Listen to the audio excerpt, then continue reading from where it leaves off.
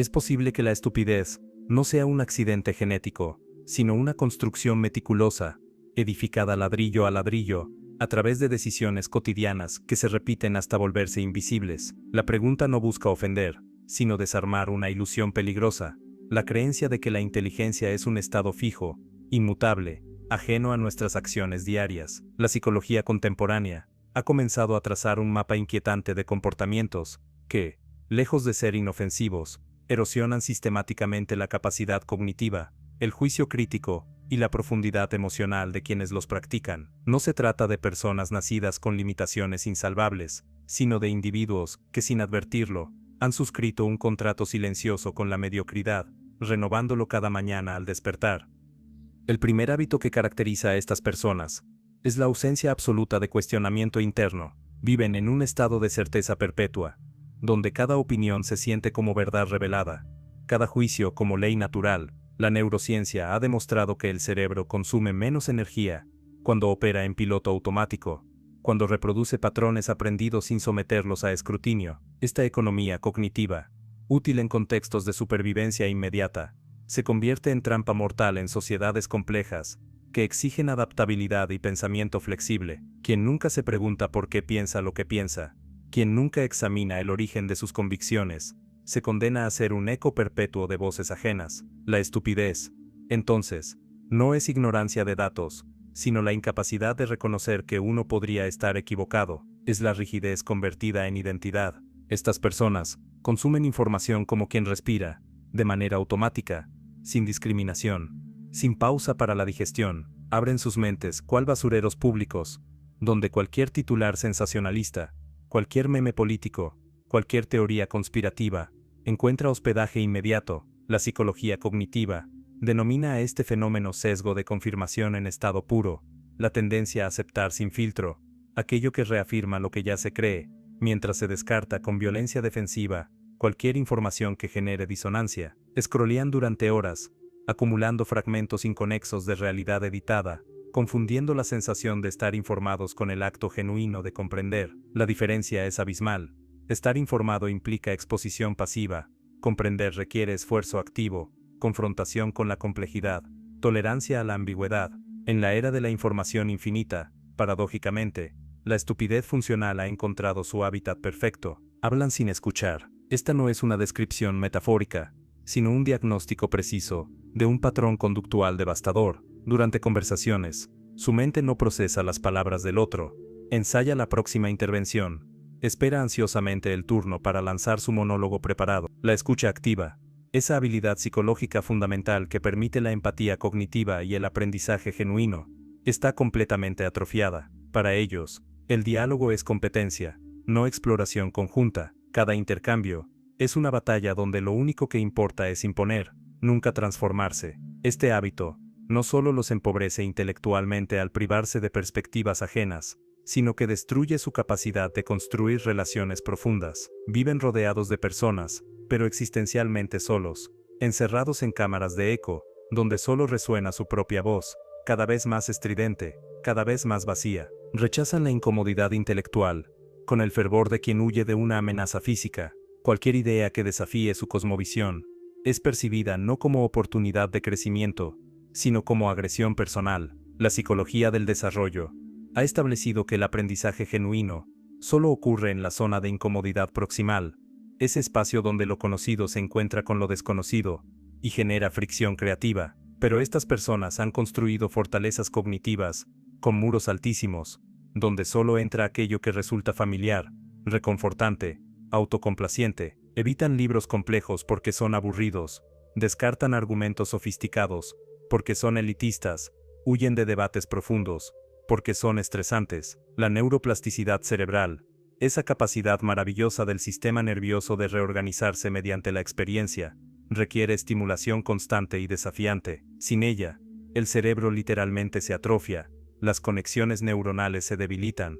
la capacidad de procesar información compleja declina. La estupidez, vista desde esta perspectiva, es también una forma de envejecimiento prematuro del intelecto. Viven en el presente perpetuo, desconectados de la profundidad que otorga la dimensión histórica. No leen sobre el pasado, porque lo consideran irrelevante. No estudian patrones históricos, porque creen ingenuamente que su época es única, sin precedentes, incomparable. Esta amnesia deliberada los convierte en víctimas perfectas de la manipulación. Quien ignora que las mismas promesas populistas han fracasado cíclicamente durante siglos, está condenado a celebrarlas con entusiasmo infantil cada vez que resurgen con nueva propaganda. Quien desconoce las dinámicas que precipitaron colapsos civilizatorios previos, no puede reconocer las señales cuando aparecen en su propio tiempo. La filosofía nos enseña que solo mediante el diálogo con generaciones pasadas, podemos trascender las limitaciones de nuestro momento particular, acceder a una sabiduría acumulada que nos permite evaluar el presente con mayor claridad. Pero estas personas han elegido la ceguera voluntaria, confundiendo la novedad superficial con la innovación genuina, incapaces de distinguir entre cambio sustancial y mero reempaque de viejos errores. Priorizan la velocidad sobre la precisión, la reacción inmediata sobre la reflexión pausada. En sus mentes, pensar rápido equivale a pensar bien, cuando en realidad son procesos frecuentemente opuestos. El psicólogo Daniel Kahneman dedicó décadas a estudiar los sistemas cognitivos que gobiernan el pensamiento humano.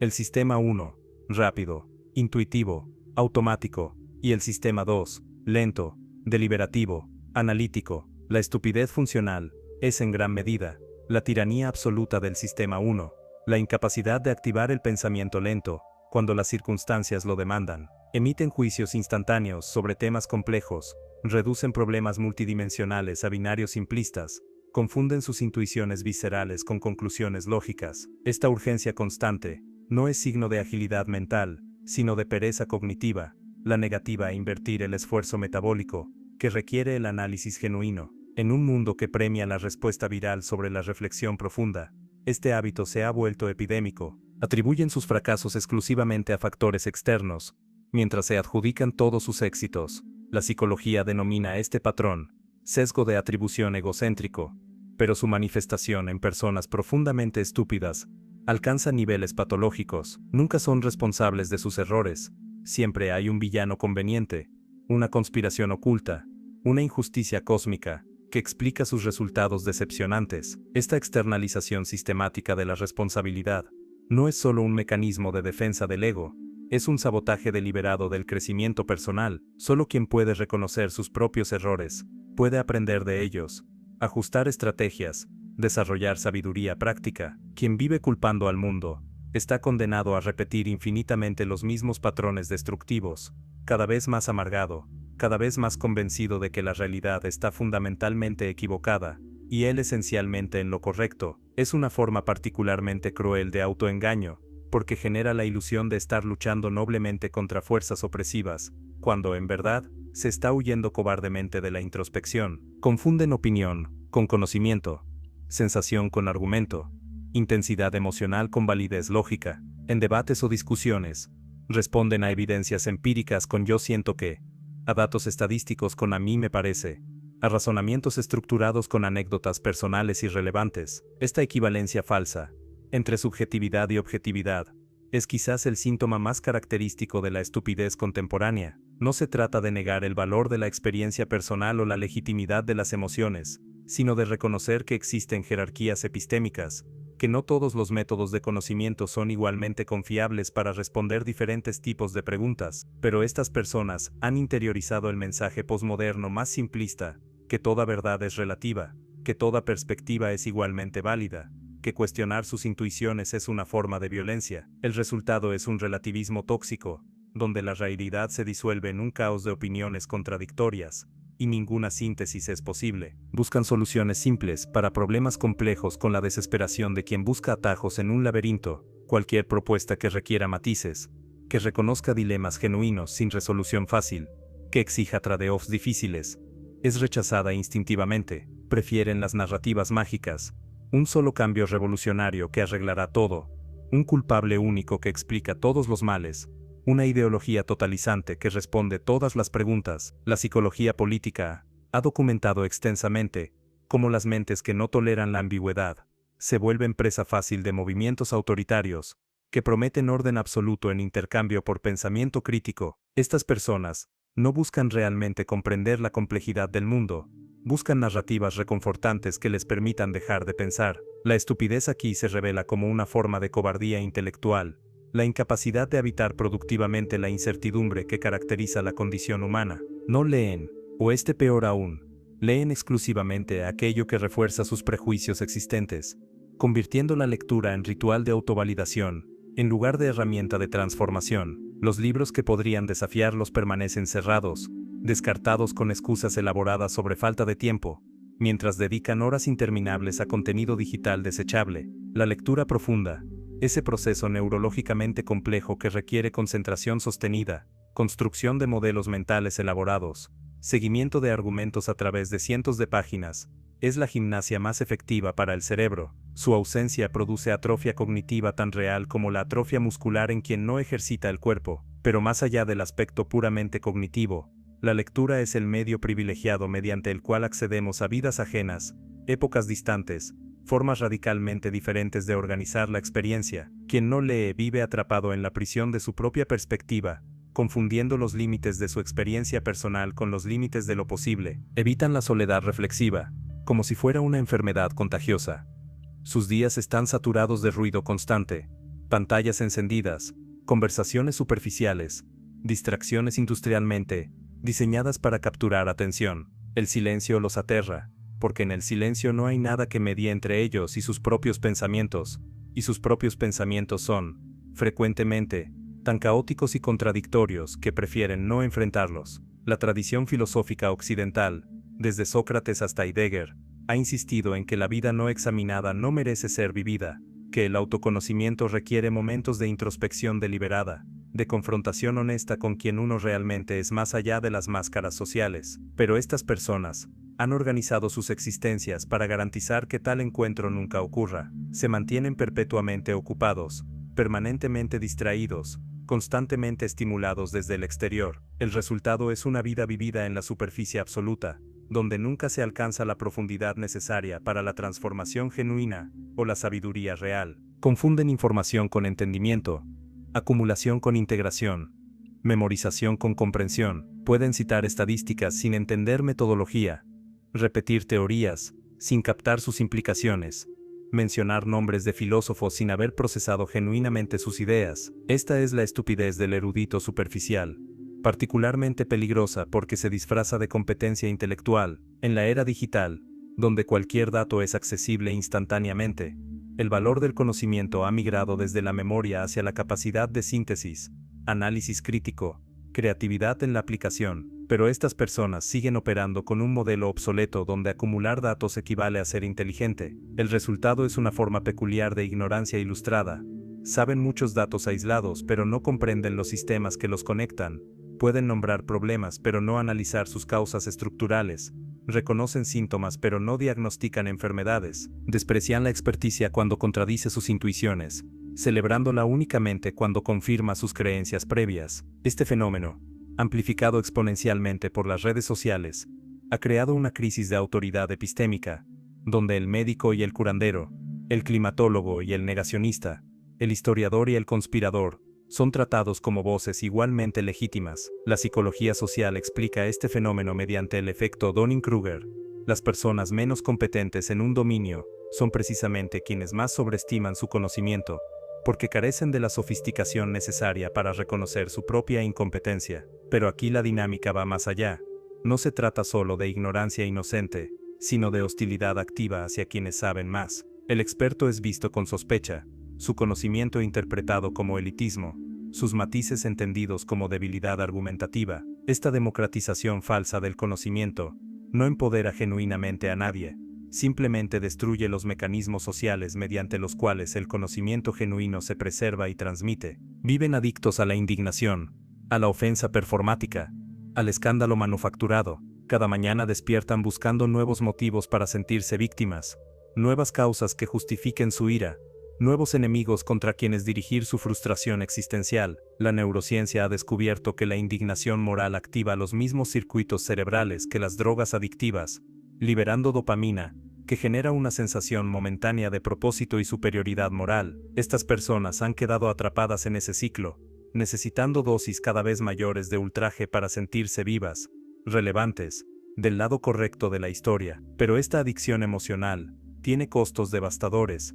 Erosiona la capacidad de sentir matices, destruye la posibilidad de diálogo genuino, convierte cada desacuerdo en guerra santa. Además, la indignación constante es cognitivamente agotadora, consumiendo recursos mentales que podrían destinarse al pensamiento productivo. Al final, estas personas no están combatiendo injusticias reales, sino alimentando un estado emocional que les impide ver la realidad con claridad. Jamás admiten ignorancia. Para ellos, decir "no sé" equivale a una humillación pública, una confesión de incompetencia inadmisible. Entonces, improvisan respuestas, fabrican explicaciones, inventan certezas, donde solo debería haber honesta incertidumbre. Este hábito es particularmente destructor, porque cierra la puerta al aprendizaje genuino. Solo quien puede reconocer los límites de su conocimiento puede expandirlos. Solo quien admite confusión puede buscar claridad. La filosofía socrática comienza precisamente aquí, con el reconocimiento de la propia ignorancia como primer paso hacia la sabiduría.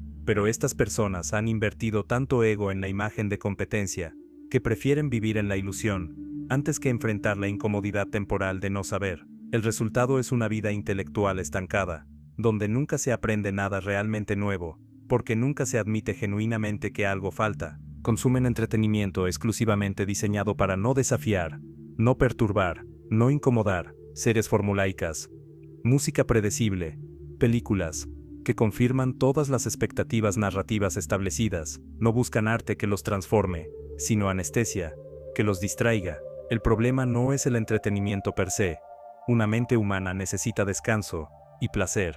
El problema es la dieta exclusiva de contenido diseñado industrialmente, para ser olvidado segundos después de consumirlo. El arte genuino, la literatura profunda, el cine complejo, requieren del espectador algo más que presencia pasiva.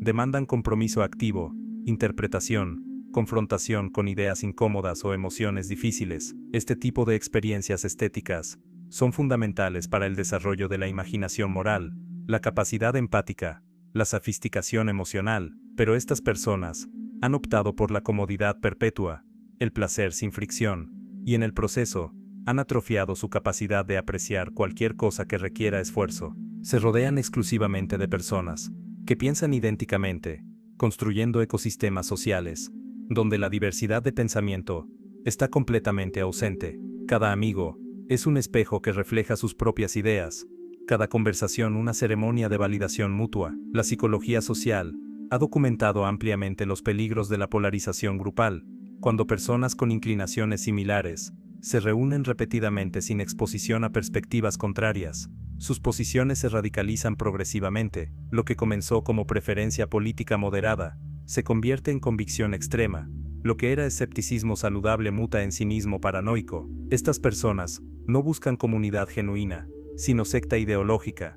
No desean relaciones que los desafíen, sino alianzas que los protejan de la confrontación con realidades incómodas. El precio de esta homogeneidad autoimpuesta es altísimo. Se vuelven incapaces de comunicarse con la mitad del mundo, pierden acceso a la riqueza que emerge del desacuerdo productivo, se condenan a la esterilidad intelectual, confunden habilidades técnicas específicas con inteligencia general, creyendo que la competencia en un dominio estrecho los califica para opinar con autoridad sobre todo. El ingeniero que pontifica sobre economía, sin haber estudiado nunca la disciplina, el médico que emite juicios categóricos sobre pedagogía, el programador que cree que su lógica computacional se aplica directamente a sistemas sociales complejos. Este fenómeno, que podríamos llamar transferencia ilusoria de experticia, es particularmente común en personas con credenciales académicas, en campos técnicos. Su éxito en un dominio específico les genera una confianza desbordada, que exportan indiscriminadamente a todos los demás. Pero la realidad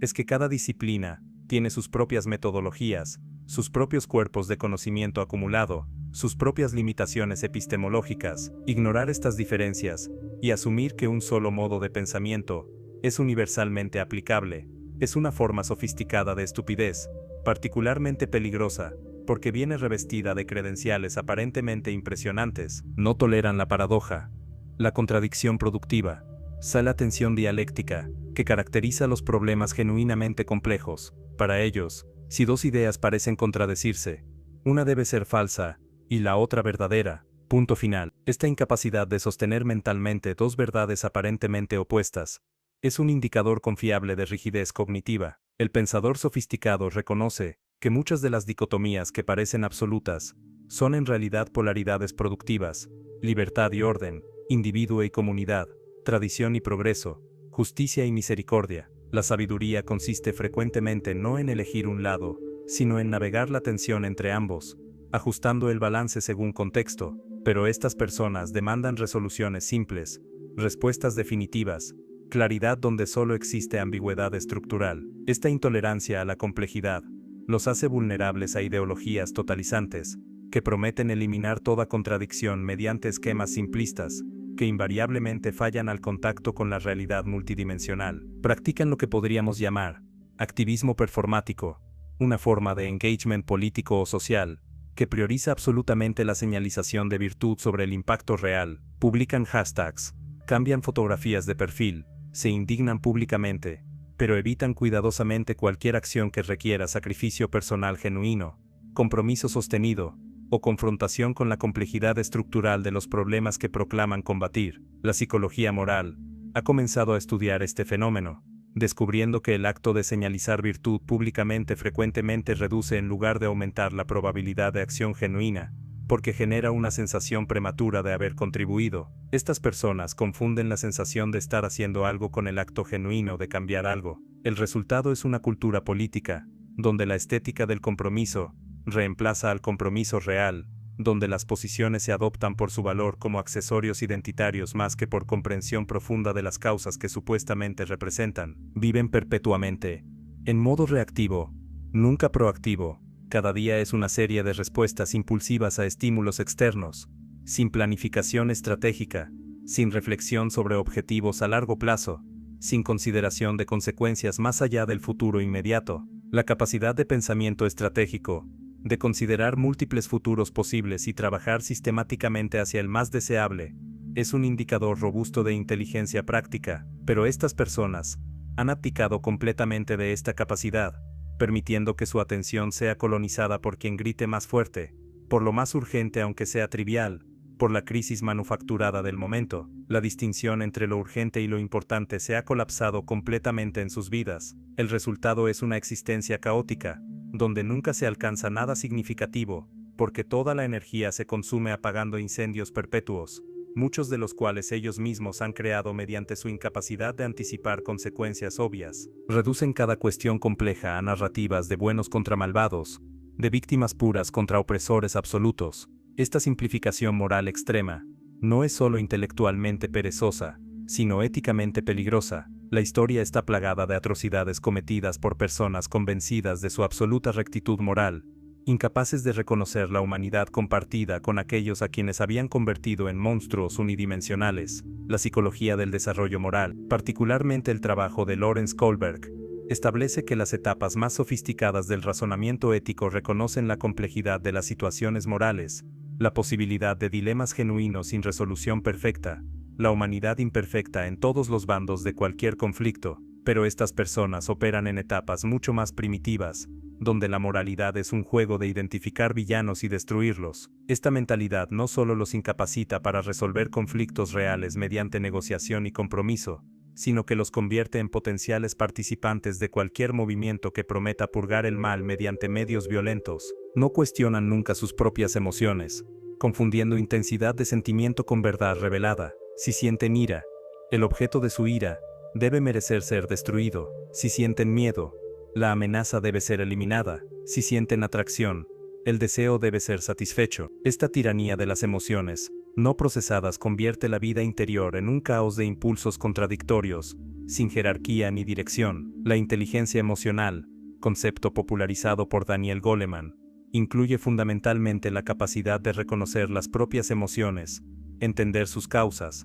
regularlas apropiadamente y expresarlas constructivamente. Pero estas personas han saltado directamente del sentimiento a la acción, sin ningún momento de reflexión intermedia. El resultado es una vida de arrepentimientos acumulados, de relaciones destruidas por reacciones impulsivas, de decisiones desastrosas, tomadas en estados emocionales extremos que nunca fueron sometidos a escrutinio racional. Exhiben lo que podríamos llamar amnesia moral selectiva, recordando vívidamente cada vez que fueron agraviados, mientras olvidan convenientemente todas las ocasiones en que ellos agraviaron a otros. Esta asimetría en la memoria no es accidental, sino funcional. Preserva la imagen de sí mismos como víctimas perpetuas, eximiéndolos de responsabilidad por el sufrimiento que causan. La psicología de la memoria ha establecido que los recuerdos no son grabaciones objetivas, sino reconstrucciones activas, fuertemente influenciadas por las necesidades emocionales y narrativas del presente. Estas personas han perfeccionado el arte de editar su propia historia, borrando sistemáticamente cualquier información que complique su autoimagen heroica. El problema es que esta distorsión no solo afecta cómo ven su pasado, sino cómo navegan su presente. Incapaces de reconocer patrones destructivos en su propio comportamiento, están condenados a repetirlos infinitamente, siempre sorprendidos cuando los mismos resultados desastrosos emergen una vez más. Confían ciegamente en su intuición, esa sensación visceral de certeza que frecuentemente no es más que el eco de prejuicios no examinados. Lo siento en mis entrañas, se convierte en justificación suficiente para rechazar evidencia, para ignorar expertos, para tomar decisiones consecuentes. Pero la investigación psicológica sobre sesgos cognitivos ha revelado que nuestras intuiciones, lejos de ser oráculos confiables, están sistemáticamente distorsionadas por docenas de sesgos: confirmación, disponibilidad, anclaje, efecto halo, y muchos más. La intuición puede ser valiosa como punto de partida para la investigación, como señal de que algo merece atención, pero nunca como punto final del análisis. Sin embargo, estas personas han elevado su intuición a autoridad epistemológica suprema, principalmente porque es la forma más cómoda de conocer, no requiere esfuerzo, no demanda evidencia, no admite cuestionamiento, es el conocimiento como revelación mística, perfecto para quien busca certeza sin compromiso intelectual. Viven obsesionados con apariencias, mientras ignoran sustancia, invirtiendo recursos desproporcionados en señales de estatus, mientras descuidan el desarrollo real de competencias que darían valor genuino. Esta confusión entre mapa y territorio, entre representación y realidad, genera vidas profundamente huecas, donde todo es fachada y nada es fundamento. Acumulan títulos sin dominar disciplinas, coleccionan experiencias fotogénicas sin transformarse por ellas, persiguen métricas de éxito social, mientras ignoran su propia realización. La psicología ha acuñado el término vida performática para describir esta condición, donde la existencia se vive principalmente como espectáculo para audiencias reales o imaginadas. Estas personas han perdido contacto con cualquier criterio interno de valor, evaluándose exclusivamente mediante el reflejo que reciben de otros. El resultado es una fragilidad psicológica extrema, como su autoestima depende completamente de validación externa. Están a merced de las opiniones cambiantes de desconocidos, incapaces de generar sentido o propósito desde dentro. Practican lo que podríamos llamar utilitarismo emocional, relacionándose con otros exclusivamente como medios para sus propios fines. No cultivan amistades genuinas, sino redes de contactos. No sienten amor sino posesividad. No ofrecen lealtad sino transacciones calculadas. Esta instrumentalización sistemática de los demás no solo es moralmente repugnante, sino pragmáticamente autodestructiva. Los estudios longitudinales sobre bienestar humano, particularmente el famoso Harvard Study of Adult Development, han establecido que la calidad de nuestras relaciones es el predictor más robusto de felicidad y salud a lo largo de la vida. Pero las relaciones genuinas requieren precisamente lo que estas personas no pueden dar: vulnerabilidad, reciprocidad, compromiso que trascienda el interés propio inmediato. Al convertir cada interacción en transacción, garantizan que nunca experimentarán la profundidad y riqueza que emerge solo en relaciones donde las personas son tratadas como fines en sí mismas. Terminan exitosos, según métricas superficiales, pero devastadoramente solos en cualquier sentido que importe. No aprenden de la experiencia, porque nunca reflexionan genuinamente sobre ella. Viven en un eterno presente, donde cada situación se enfrenta como si fuera la primera vez, sin extraer patrones, sin acumular sabiduría práctica. Repiten los mismos errores en las relaciones, en la carrera, en las finanzas, en la salud, cada vez con una sensación de sorpresa fresca, como si la desgracia fuera imprevisible mala suerte, en lugar de consecuencia predecible de decisiones reiteradamente torpes. El filósofo George Santayana advirtió que quienes no pueden recordar el pasado están condenados a repetirlo, pero para estas personas, el problema no es memoria, sino reflexión. Los eventos de sus vidas se acumulan sin sedimentar en conocimiento, fluyen sin dejar rastro de comprensión. Esta incapacidad de convertir experiencia en aprendizaje es quizás el marcador más definitivo de estupidez funcional. No importa cuánto vivan, permanecen perpetuamente infantiles en su comprensión del mundo, consumen compulsivamente lo que no necesitan, impulsados por vacíos emocionales que ningún producto puede llenar. El materialismo patológico no es amor por las cosas, sino sustituto desesperado de significado, intento condenado de comprar identidad, estatus, felicidad. La psicología del consumo ha establecido que más allá de un umbral básico de seguridad material, la acumulación de posesiones no contribuye a la felicidad y frecuentemente la socava, pero estas personas han quedado atrapadas en la rueda hedónica, persiguiendo el próximo objeto que promete satisfacción, mientras el último se pudre olvidado. Esta adicción de bajo grado es funcional para el sistema económico, pero devastadora. Para quien la padece genera deuda, consume tiempo en trabajo que desprecian para comprar cosas que no necesitan, contamina su espacio vital con desorden material que refleja su desorden interior. Más profundamente, el consumismo patológico es síntoma de una crisis existencial no enfrentada, el reconocimiento subliminal de que la vida carece de significado profundo, pero el rechazo cobarde a enfrentar ese vacío directamente. Entonces quizás, la estupidez no es ausencia de capacidad, sino presencia de elecciones, acumuladas día tras día, hasta construir una persona que nunca fue inevitable, sino que se volvió inevitable, mediante la repetición inquebrantable de hábitos que erosionan el intelecto, la empatía, la curiosidad. Cada uno de estos patrones comenzó como decisión pequeña, casi imperceptible, que podría haberse tomado de otra manera, y sin embargo aquí estamos, rodeados de personas que alguna vez tuvieron potencial ilimitado, pero que eligieron, consciente o inconscientemente, el camino de menor resistencia hasta que ese camino se convirtió en surco profundo del que ya no saben escapar. La pregunta que deberíamos hacernos no es qué tan estúpidos son los otros, sino cuántos de estos hábitos reconocemos, con incomodidad creciente, en nosotros mismos, porque la estupidez no es una condición estática que se observa cómodamente en otros, desde la distancia segura de la superioridad moral. Es un proceso dinámico, una pendiente resbaladiza, donde cada concesión a la comodidad intelectual, cada racionalización conveniente, cada momento de pereza cognitiva, nos acerca un paso más al perfil que acabamos de describir. La psicología nos advierte sobre la ilusión de superioridad, ese sesgo casi universal que nos lleva a creer que estamos por encima del promedio, en prácticamente cualquier dimensión positiva que consideremos. Cuando leemos sobre los hábitos de las personas estúpidas, nuestro cerebro automáticamente genera una lista mental de conocidos, que encajan perfectamente en cada descripción, mientras nos exime cuidadosamente a nosotros mismos del escrutinio. Esta es, paradójicamente,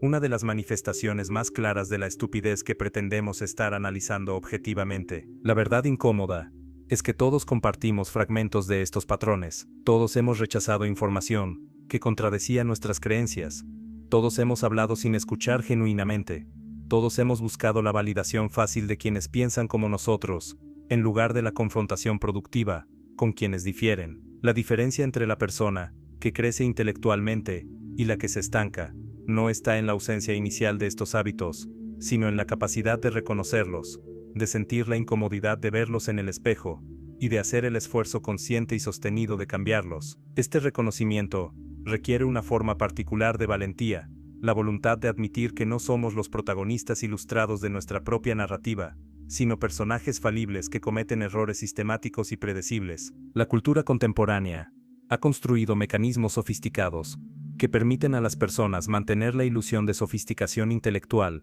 mientras practican exactamente los hábitos que garantizan su estancamiento cognitivo.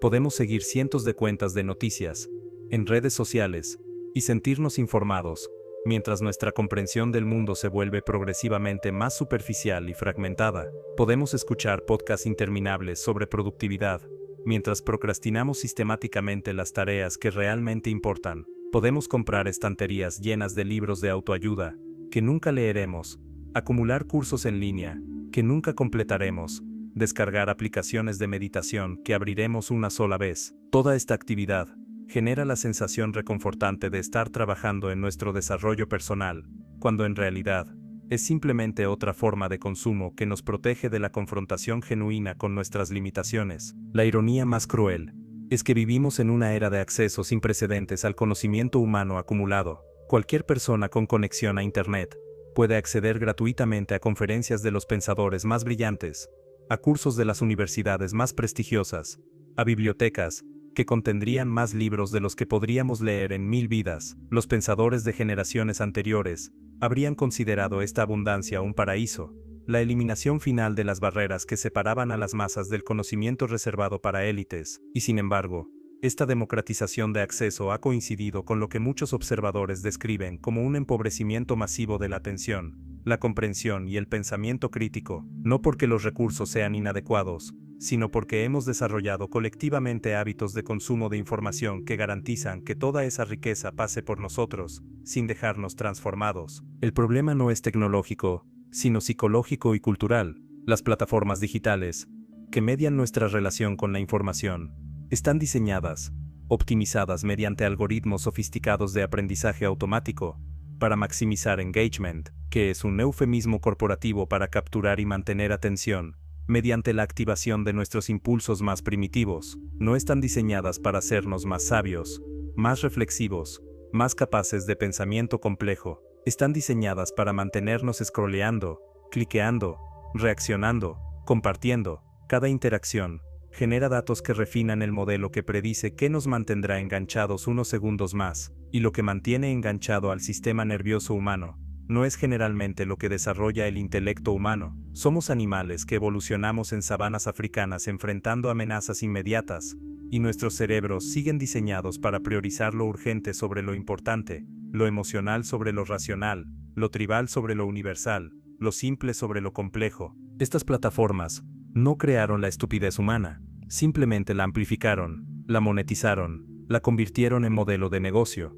Tomaron las debilidades cognitivas, que siempre estuvieron presentes en la psicología humana, las estudiaron científicamente, y diseñaron entornos digitales, que las explotan con precisión industrial. El resultado es que millones de personas dedican horas diarias a actividades que les dan la sensación de estar aprendiendo, conectando, participando en la vida cívica, cuando en realidad están siendo sistemáticamente estupidizadas, entrenadas en hábitos de atención fragmentada, pensamiento superficial, reactividad emocional y tribalismo cognitivo. Y lo más perverso es que todo esto ocurre con nuestra cooperación entusiasta, porque estos sistemas han descifrado cómo hacer que la degradación de nuestras capacidades cognitivas se sienta placentera, adictiva, como progreso personal. Pero asignar toda la responsabilidad a las corporaciones tecnológicas sería repetir precisamente el patrón de externalización que identificamos como característico de la estupidez. Nadie nos obliga a mantener aplicaciones que sabemos que nos perjudican. Nadie nos impide usar estas herramientas de manera más deliberada,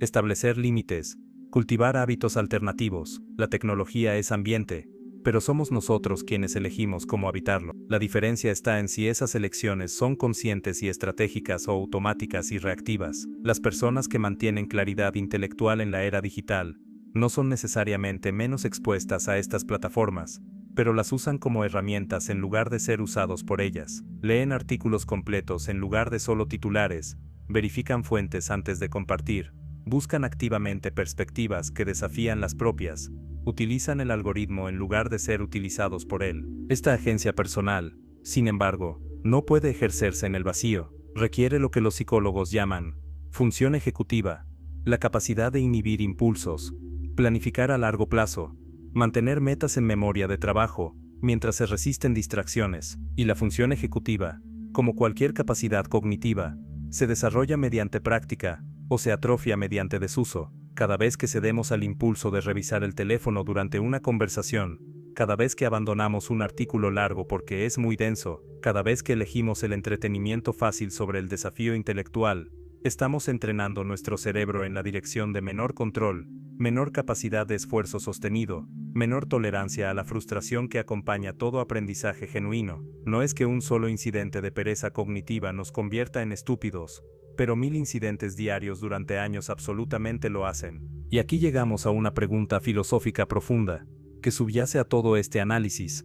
¿Hasta qué punto somos realmente libres de elegir quiénes somos? La neurociencia contemporánea ha erosionado sistemáticamente las concepciones ingenuas del libre albedrío, demostrando que nuestras decisiones están fuertemente determinadas por factores que no controlamos conscientemente: genética, experiencias tempranas, contexto social, estado fisiológico, sesgos cognitivos automáticos. Una persona nacida en pobreza extrema sin acceso a educación de calidad, rodeada de modelos que exhiben precisamente los hábitos destructivos que hemos descrito, tiene realmente la misma capacidad de desarrollar pensamiento sofisticado que alguien nacido en ambiente de abundancia material y estimulación intelectual constante. Claramente no. La lotería del nacimiento distribuye desigualmente las cartas que determinan nuestras probabilidades de vida intelectualmente rica. Pero reconocer que la libertad es limitada no es lo mismo que afirmar que es inexistente, incluso dentro de las restricciones que nos impone nuestra historia, nuestra biología, nuestro contexto. Existe un margen de maniobra, un espacio donde las decisiones importan, donde el esfuerzo marca diferencia. Este espacio puede ser pequeño, pero es real. Y negarlo es otra forma de externalización de responsabilidad. Las personas que trascienden circunstancias adversas para desarrollar sofisticación intelectual no son milagros, sino testimonio de que, con suficiente determinación, autorreflexión y frecuentemente algo de suerte en encontrar mentores apropiados, es posible escapar de patrones destructivos. No es fácil, no es igualmente accesible para todos, pero es posible, y esa posibilidad genera una obligación moral, la de hacer el mejor uso posible del margen de libertad que efectivamente poseemos, por limitado que sea. Esta obligación se vuelve particularmente urgente cuando consideramos las consecuencias colectivas de la estupidez individual agregada. Las democracias modernas dependen fundamentalmente de la capacidad del electorado de procesar información compleja, evaluar argumentos contradictorios, hacer juicios razonables sobre políticas y líderes. Cuando esa capacidad se degrada masivamente, la democracia misma se vuelve disfuncional. Vemos las consecuencias en tiempo real, sociedades polarizadas, hasta el punto de disfunción, incapaces de alcanzar consensos, incluso sobre hechos básicos, mucho menos sobre valores compartidos o políticas comunes. Populistas autoritarios explotan esta degradación cognitiva colectiva, ofreciendo narrativas simplistas, que apelan a emociones primitivas, mientras vilipendian la complejidad, la experticia, el pensamiento matizado como elitismo traicionero. Los desafíos que enfrenta la humanidad en las próximas décadas, cambio climático, pandemias, inteligencia artificial, desigualdad extrema, requieren precisamente las capacidades cognitivas que estos hábitos destruyen: pensamiento a largo plazo, capacidad de cooperación, más allá de fronteras tribales, tolerancia a la incertidumbre, voluntad de hacer sacrificios presentes por beneficios futuros. Si continuamos en la trayectoria actual, donde cada generación es entrenada más efectivamente en hábitos que producen estupidez funcional, entonces simplemente no tendremos la capacidad colectiva necesaria para navegar los riesgos existenciales que ya están emergiendo. Esta no es retórica apocalíptica, sino evaluación sobria de la desconexión entre complejidad de problemas que enfrentamos y sofisticación del pensamiento promedio que observamos. Pero quizás la dimensión más trágica de todo esto no es colectiva sino individual. Cada persona que cae en estos patrones no solo se vuelve menos capaz de contribuir a soluciones colectivas, sino que se condena a una vida interior empobrecida. Los placeres más profundos de la existencia humana, el asombro intelectual ante ideas nuevas, la satisfacción de comprender finalmente algo complejo, después de esfuerzo sostenido, la conexión genuina con otra mente en diálogo real, la experiencia estética ante arte que transforma, la sensación de crecimiento personal, al superar limitaciones propias, todos estos requieren precisamente las capacidades que la estupidez destruye. Las personas atrapadas en estos hábitos pueden disfrutar placeres superficiales, pueden experimentar la gratificación inmediata de entretenimiento diseñado algorítmicamente, pero nunca conocerán las formas más ricas de satisfacción humana. Viven, pero viven en la superficie, sin acceso a las profundidades donde reside lo que hace que la vida valga la pena. Y esta pobreza existencial se oculta a sí misma. Quien nunca ha experimentado el placer de comprender una sinfonía de Mahler, no siente su ausencia como pérdida. Quien nunca ha leído literatura, que reestructura su comprensión de la condición humana, no camina consciente de lo que le falta. La estupidez es, en este sentido, una prisión perfecta. No solo restringe, sino que hace que las paredes sean invisibles para quien está atrapado dentro. Desde el interior, la celda se siente como todo el universo posible. Solo quien ha estado afuera, aunque sea momentáneamente, puede reconocer la restricción por lo que es, y esto genera una asimetría fundamental.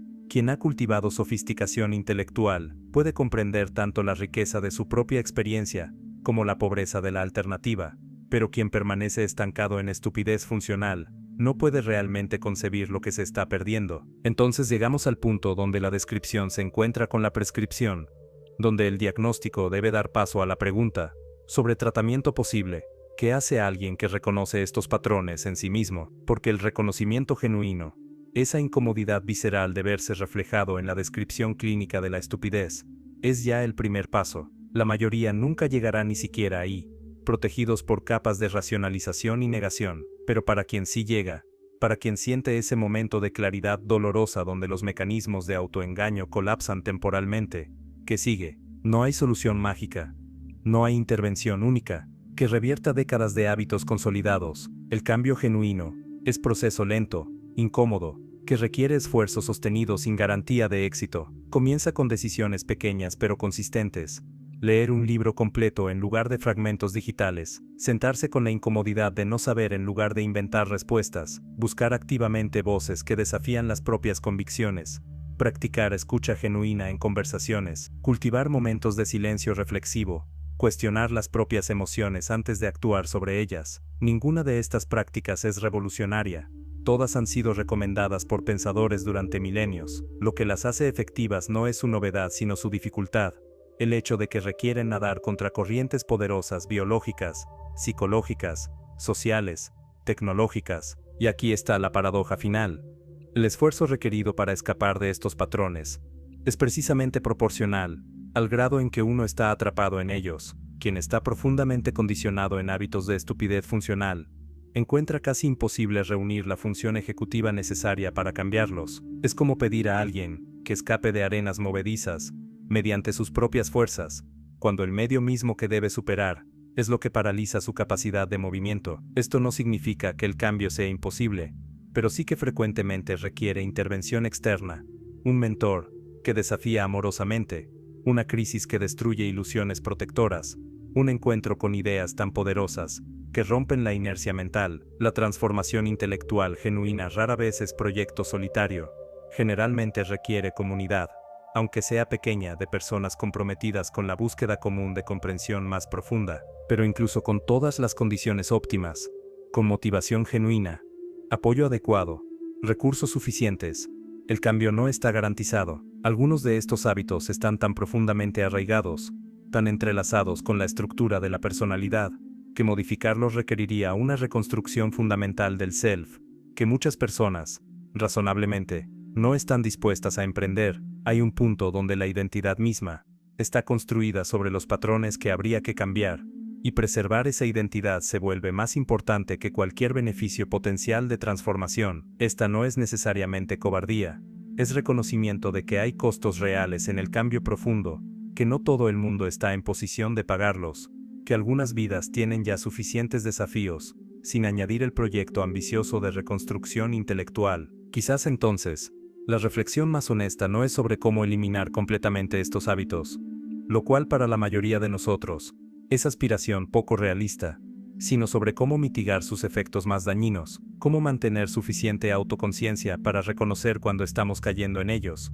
cómo cultivar humildad intelectual que nos permita retractarnos cuando nos equivocamos en lugar de duplicar defensivamente. No se trata de alcanzar una perfección cognitiva imposible, sino de mantener un compromiso continuo con el crecimiento, con la apertura, con la voluntad de ser cambiados por la realidad, en lugar de forzar la realidad a confirmar nuestras expectativas. Esta es una batalla que nunca se gana definitivamente, solo se pelea, con mayor o menor éxito, cada día, cada conversación, cada momento de elección entre comodidad y crecimiento. La estupidez nos acecha constantemente, no como monstruo externo sino como tentación interna, y solo la vigilancia continua mantiene algún espacio para la lucidez. La pregunta que permanece, suspendida en el aire como polvo después de una demolición, es si acaso hemos estado mirando el problema desde el ángulo equivocado todo este tiempo. Tal vez la estupidez no es el enemigo que debemos vencer, sino el síntoma de una herida más profunda, más antigua, que atraviesa la condición humana misma.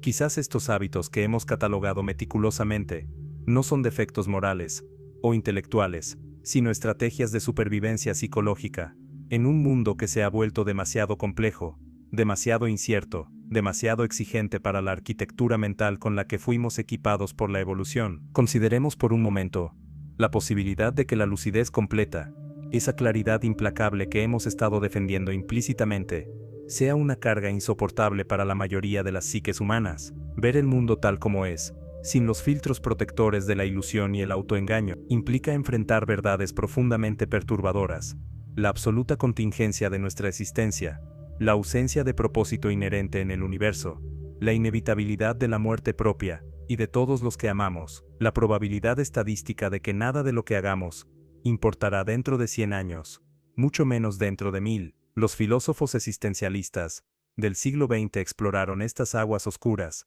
y muchos de ellos concluyeron que la vida consciente es fundamentalmente absurda, que cualquier significado debe ser construido artificialmente contra el telón de fondo del sinsentido cósmico. Desde esta perspectiva, los mecanismos de estupidez funcional que hemos estado criticando podrían ser reinterpretados como defensas psicológicas necesarias, formas de mantener la cordura cuando la alternativa es sumergirse en un vértigo existencial paralizante. La persona que nunca cuestiona sus creencias fundamentales, quizás está protegiendo no su ego sino su capacidad misma de funcionar día a día. La persona que rechaza la complejidad y busca explicaciones simples, tal vez está preservando energía mental que necesita para navegar los desafíos concretos de su vida cotidiana. La persona que se distrae constantemente con entretenimiento superficial, podría estar medicándose contra una angustia de fondo, que de otro modo sería insoportable. Vistas así, estas no son elecciones de pereza intelectual, sino de autopreservación emocional, y esto nos confronta con una pregunta ética incómoda. ¿Tenemos derecho de juzgar estas estrategias de supervivencia, cuando no conocemos las batallas internas que cada persona está librando? La arrogancia característica del intelectual es asumir que todos tienen el mismo acceso a recursos psicológicos, la misma resiliencia emocional, el mismo margen de maniobra entre supervivencia inmediata y desarrollo personal, pero la realidad es que millones de personas viven en situaciones de estrés crónico, donde el lujo del pensamiento profundo simplemente no existe, cuando cada día es una lucha por mantener el empleo, pagar las cuentas, manejar relaciones disfuncionales, lidiar con enfermedades físicas o mentales. Realmente esperamos que además encuentren tiempo y energía para leer filosofía, practicar introspección rigurosa, enfrentar sus propios sesgos cognitivos. Esta no es una excusa para la estupidez, sino un reconocimiento de que el contexto importa profundamente. La capacidad de cultivar vida intelectual sofisticada es, en gran medida, un privilegio de clase, no porque la inteligencia se distribuya desigualmente entre clases sociales, sino porque las condiciones materiales y emocionales que permiten su florecimiento sí se distribuyen desigualmente. Alguien que trabaja 3 empleos para mantener a su familia no tiene el mismo ancho de banda cognitivo que alguien con suficiente seguridad económica para dedicar horas a la contemplación. Alguien que creció en ambiente de trauma y negligencia no tiene las mismas herramientas de regulación emocional que alguien criado en estabilidad y afecto. La meritocracia cognitiva es, en muchos sentidos, tan ilusoria como la meritocracia económica, pero reconocer esto no nos libera de la responsabilidad de aspirar a mayor claridad dentro de nuestras propias circunstancias, sean cuales sean. Lo que cambia es el tono del proyecto de condena moral a compasión pragmática, de exigencia externa e invitación interna. La pregunta deja de ser ¿por qué es tan estúpida esta gente?, para convertirse en ¿qué condiciones permitirían que más personas desarrollaran su potencial cognitivo y emocional? Y esa pregunta tiene respuestas, no solo individuales, sino estructurales. Educación que enseñe pensamiento crítico en lugar de memorización mecánica, sistemas económicos que no exijan que las personas se agoten solo para sobrevivir, culturas que valoren la reflexión tanto como la productividad, espacios públicos diseñados para la contemplación y no solo para el consumo. Sin embargo, incluso dentro de las mejores condiciones imaginables, permanece el hecho inquietante de que muchas personas simplemente no quieren el tipo de vida que estamos describiendo. No es que no puedan, es que genuinamente prefieren la alternativa. Hay algo profundamente atractivo en la simplicidad,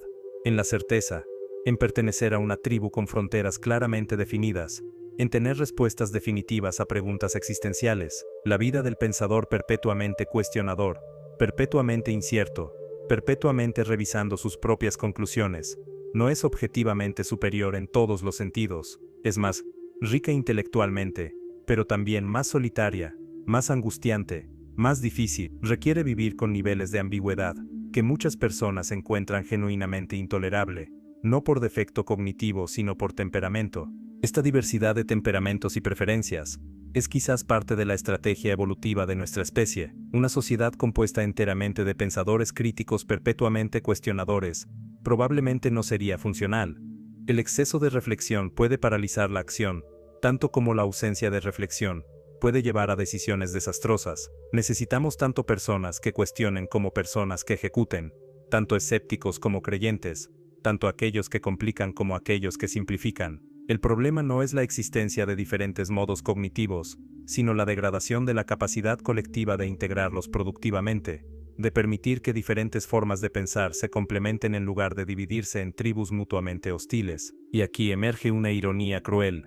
Nuestro análisis de la estupidez, por más matizado que intentemos hacerlo, inevitablemente contribuye a esa división. Al nombrar y catalogar estos hábitos, al identificarlos como problemáticos, estamos trazando líneas entre nosotros, que vemos estos patrones, y ellos que los exhiben. Esta misma conversación, este ejercicio intelectual elaborado, puede funcionar como mecanismo de distinción social, una forma sofisticada de señalar estatus, mediante la demostración de que uno está del lado correcto de la división cognitiva, y en el momento que hacemos eso, nos hemos convertido en aquello que criticamos, personas más interesadas en validación tribal que en comprensión genuina, más comprometidas con mantener nuestra autoimagen de iluminados, que con el proyecto difícil de transformación real.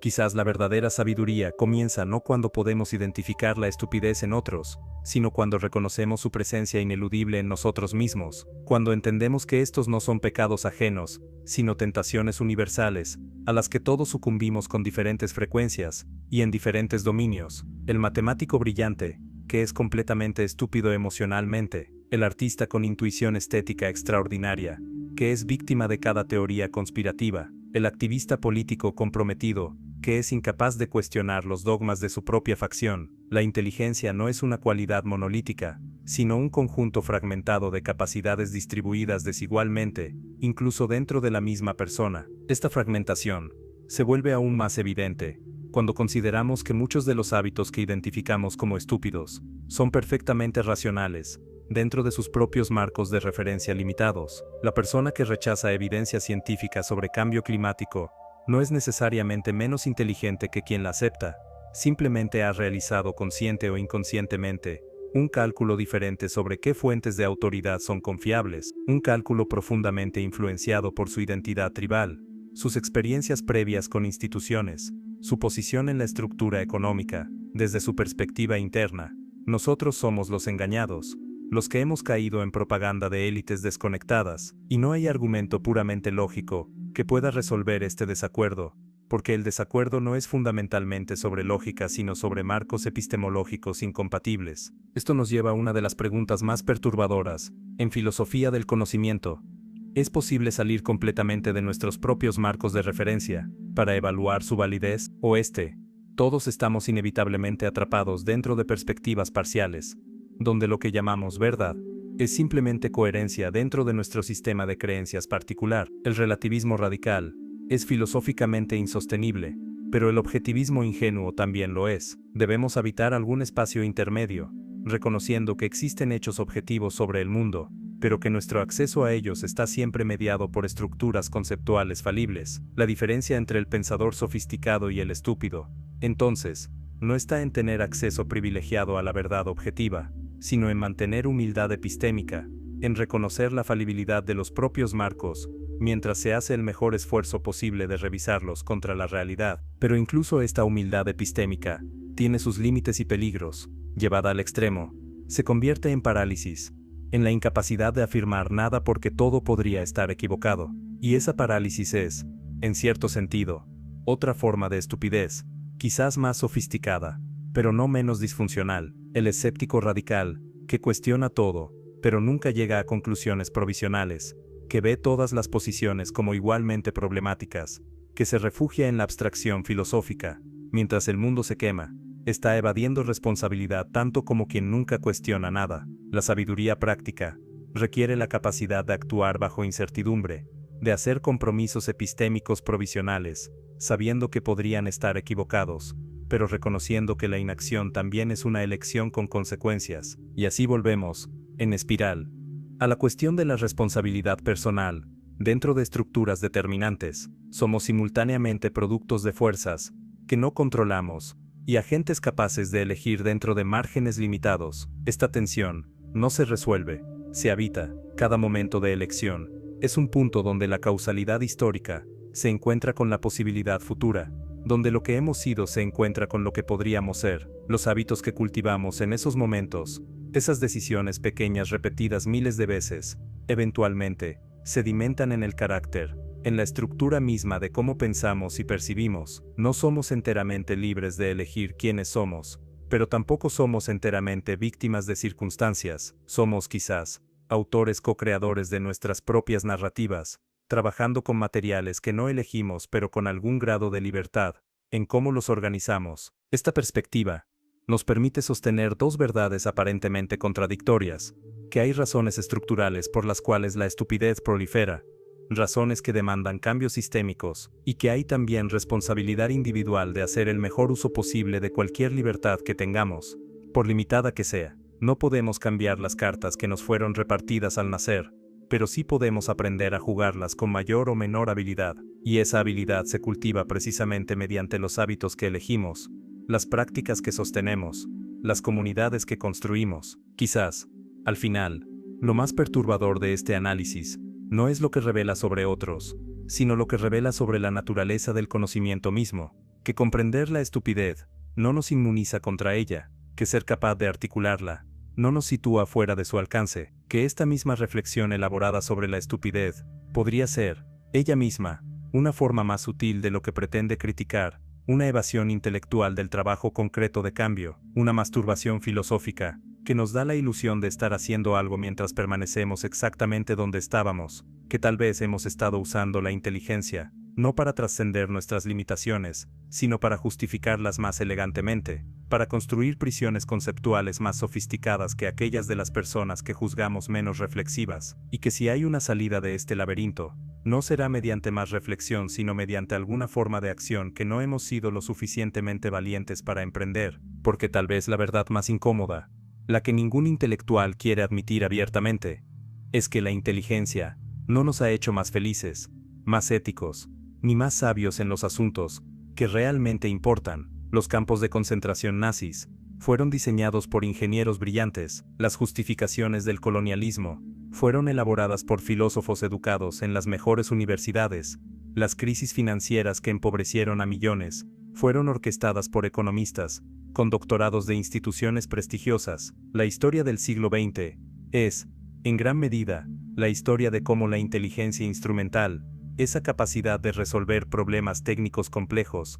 se puso al servicio de proyectos moralmente monstruosos, y sin embargo aquí estamos, perpetuando la ilusión de que el problema con el mundo es que la gente no piensa lo suficiente, cuando quizás el problema es precisamente lo contrario, que pensamos demasiado y sentimos muy poco, que hemos desarrollado capacidades cognitivas extraordinarias, mientras nuestras capacidades morales y emocionales permanecen atrofiadas en niveles paleolíticos. Consideremos la posibilidad blasfema de que las personas que hemos estado catalogando como estúpidas tienen acceso a formas de conocimiento que nosotros, con toda nuestra sofisticación intelectual, hemos perdido. El campesino que conoce íntimamente los ritmos de la tierra, que puede leer el clima en las nubes, que entiende ciclos naturales mediante observación transmitida generacionalmente, posee una sabiduría práctica que ninguna cantidad de teorización abstracta puede reemplazar. La madre que sabe instintivamente qué necesita su hijo enfermo, que puede interpretar sutilezas emocionales que escapan a cualquier manual de psicología,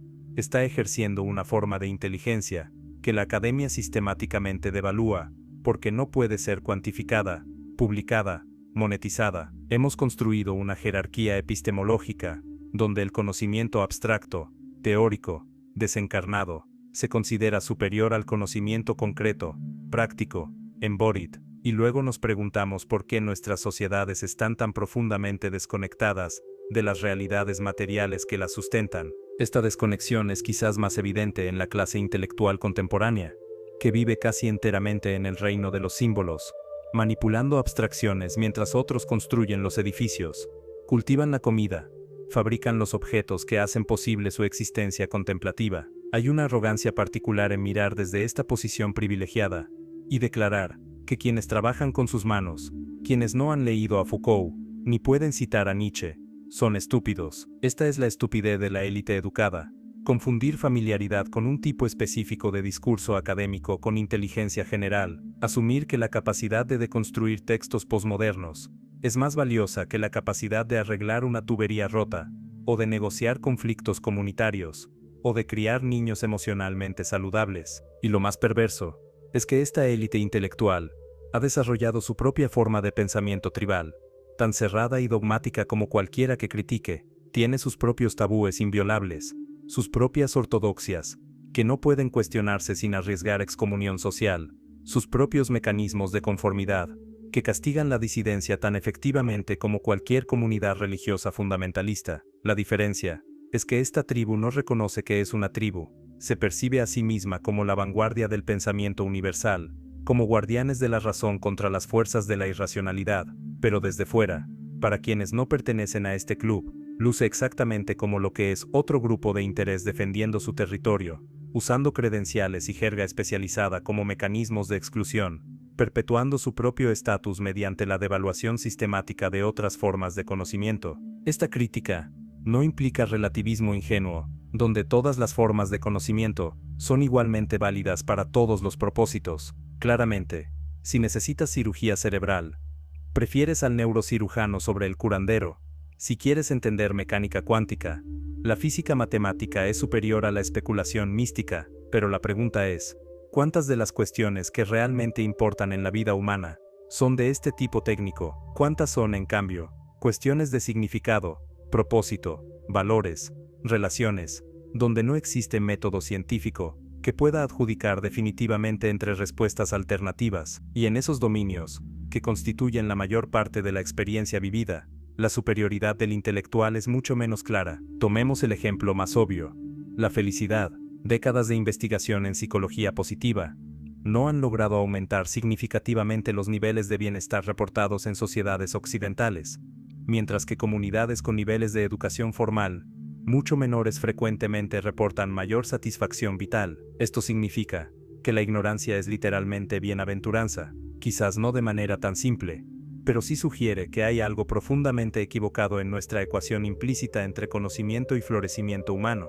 Tal vez la persona que nunca ha leído filosofía existencial pero que vive conectada a su comunidad, que encuentra significado en tradiciones heredadas, que no está perpetuamente cuestionando el sentido de todo, está viviendo más sabiamente que el intelectual torturado por dudas existenciales que ninguna cantidad de análisis puede resolver. Y aquí llegamos a la paradoja más cruel de la conciencia reflexiva, que nos capacita para ver problemas que no podemos resolver, para formular preguntas que no tienen respuesta, para sentir alienación de la que no hay retorno. Una vez que has visto la construcción social, detrás de las verdades que tu comunidad considera sagradas, no puedes desverla. Una vez que has reconocido la contingencia de tus propios valores, no puedes recuperar la inocencia de creer en ellos absolutamente. Una vez que has entendido los mecanismos psicológicos mediante los cuales construyes narrativas consoladoras sobre ti mismo, esas narrativas pierden su poder consolador. El conocimiento aquí no libera, aprisiona en una jaula de hiperconciencia, donde todo es metacognición, y nada es experiencia directa. Los místicos de diversas tradiciones han señalado durante milenios que la mente discursiva, esa voz interior que comenta incesantemente, analiza, categoriza, juzga, es en sí misma una fuente de sufrimiento, que la liberación viene, no de más pensamiento, sino de la capacidad de silenciar el pensamiento, de acceder a estados de conciencia prereflexiva, donde simplemente se es sin la mediación del ego narrativo. Desde esta perspectiva, todos los hábitos que hemos identificado como signos de inteligencia, el cuestionamiento perpetuo, la reflexión constante, la autoconciencia obsesiva, son en realidad obstáculos para el tipo de conocimiento directo, no conceptual, que constituye la sabiduría genuina. El Zen habla de mente de principiante, esa apertura descondicionada que el experto ha perdido. El taoísmo advierte contra el exceso de conocimiento que nos separa del Tao. El misticismo cristiano habla de la nube del no saber,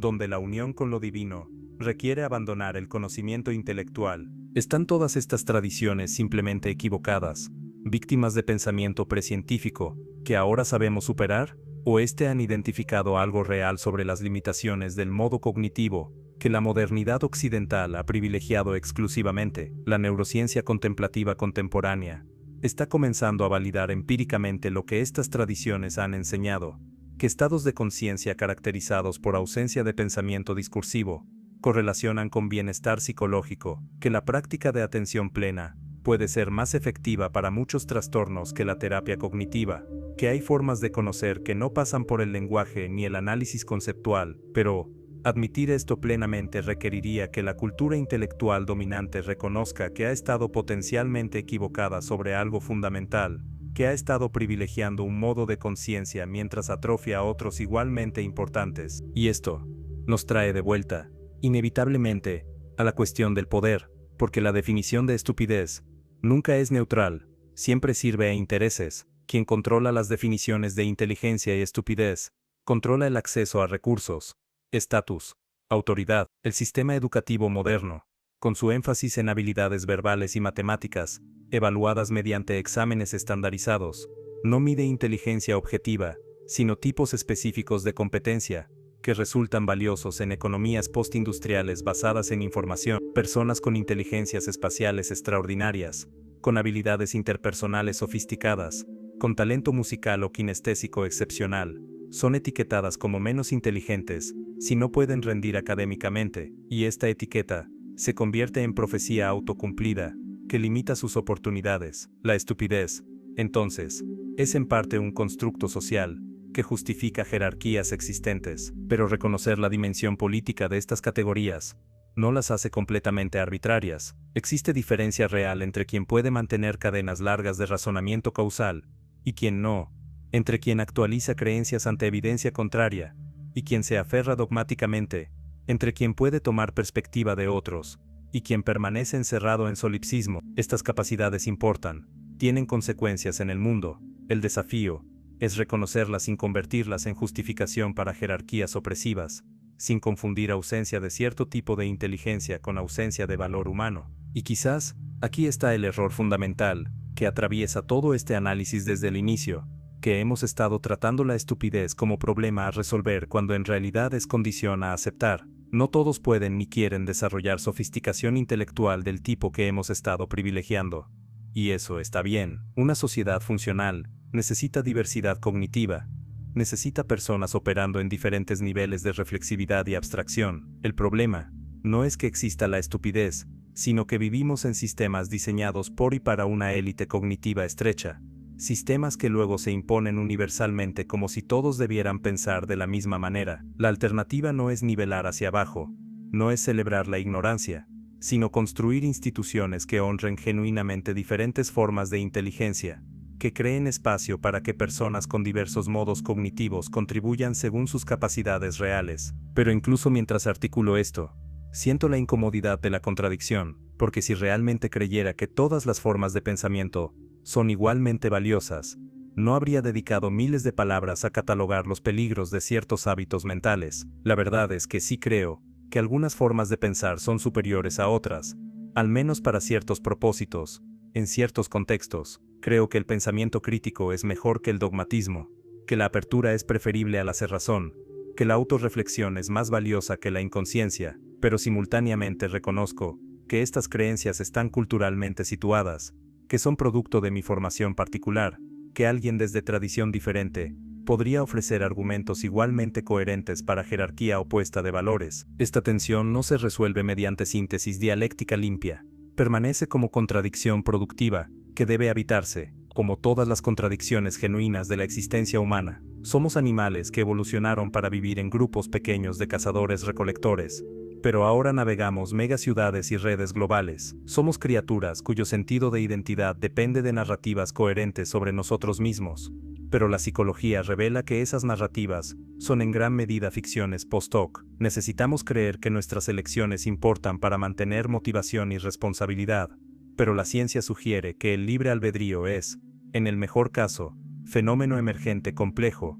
y en el peor, ilusión completa. Vivimos estas contradicciones diariamente sin resolverlas, porque no pueden resolverse, solo navegarse con mayor o menor gracia. Y quizás la estupidez más profunda es pretender que estas contradicciones no existen, que hay respuestas simples, que si tan solo todos pensaran correctamente, todos los problemas se disolverían. Esa es la estupidez del racionalismo ingenuo, la creencia ilustrada de que la razón por sí sola puede guiarnos a la verdad y al bien. 2 siglos después de la Ilustración, con montañas de evidencia empírica sobre irracionalidad humana sistemática, con historia reciente demostrando que sociedades altamente educadas pueden cometer atrocidades, esta fe parece no solo ingenua sino peligrosa, porque cuando creemos que tenemos acceso privilegiado a la razón y la verdad, cuando estamos convencidos de que quienes piensan diferente son simplemente estúpidos, nos volvemos capaces de justificar casi cualquier intervención en nombre de iluminarlos, educarlos, corregirlos, incluso si ellos no lo desean.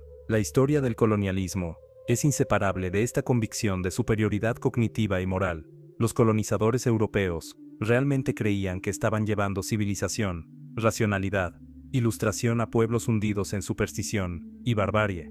El hecho de que esos pueblos tenían sistemas de conocimiento sofisticados adaptados a sus entornos, estructuras sociales complejas, ricas tradiciones espirituales, todo esto era invisible, porque no encajaba en los marcos epistemológicos europeos. La estupidez aquí no estaba en los colonizados sino en la incapacidad de los colonizadores de reconocer formas alternativas de organizar conocimiento y sociedad. Y esa misma incapacidad persiste hoy, cuando instituciones occidentales prescriben soluciones universales ignorando contextos locales, cuando expertos del primer mundo diseñan políticas para el tercer mundo sin consultar genuinamente a las comunidades afectadas, cuando asumimos que nuestros modelos de desarrollo, educación, gobierno son naturalmente superiores, simplemente porque son nuestros. Entonces, ¿qué hacer con todo esto? ¿Cómo vivir con la conciencia de estas contradicciones sin caer en parálisis o cinismo? No hay manual de instrucciones. No hay método que garantice navegación exitosa, pero quizás comienza con humildad genuina. No la falsa humildad que es solo otra forma de señalar virtud, sino el reconocimiento profundo, visceral, de que podríamos estar equivocados sobre casi todo, que nuestras certezas más fundamentales podrían ser ilusiones, que las personas a quienes consideramos estúpidas podrían ver cosas que nosotros no vemos, que la inteligencia que valoramos podría ser menos central para el florecimiento humano de lo que queremos creer. Esta humildad no implica abandonar todo juicio. No significa que todas las opiniones son igualmente válidas, significa sostener nuestros juicios más ligeramente, estar dispuestos a revisarlos, reconocer que emergen de perspectivas parciales, significa practicar lo que el filósofo Charles Taylor llama charitable interpretación, hacer el esfuerzo real de entender posiciones con las que no estamos de acuerdo en sus propios términos, buscar la racionalidad interna de visiones del mundo que nos parecen extrañas, resistir la tentación de caricaturizar para sentirnos superiores, significa reconocer que frecuentemente las diferencias que parecen cognitivas son en realidad emocionales, morales, experienciales, y que no hay cantidad de argumentación lógica que puede resolverlas porque no son fundamentalmente sobre lógica, pero tal vez lo más importante es reconocer que nosotros, los que escribimos y leemos análisis como este, somos parte del problema que pretendemos diagnosticar, que este ejercicio intelectual elaborado podría ser simplemente otra forma de evitar el trabajo realmente difícil de cambio personal y social, que mientras estamos aquí reflexionando sobre la naturaleza de la estupidez, hay personas actuando, construyendo, ayudando, creando cambio real en el mundo, y que quizás ellos, con toda su falta de sofisticación teórica, son más sabios que nosotros precisamente porque no están paralizados por reflexión excesiva, porque mantienen una relación más directa entre pensamiento y acción. La duda puede ser virtud intelectual, pero también puede ser vicio existencial, cuando nos impide comprometernos plenamente con proyectos que importan aunque no tengamos certeza absoluta de su validez.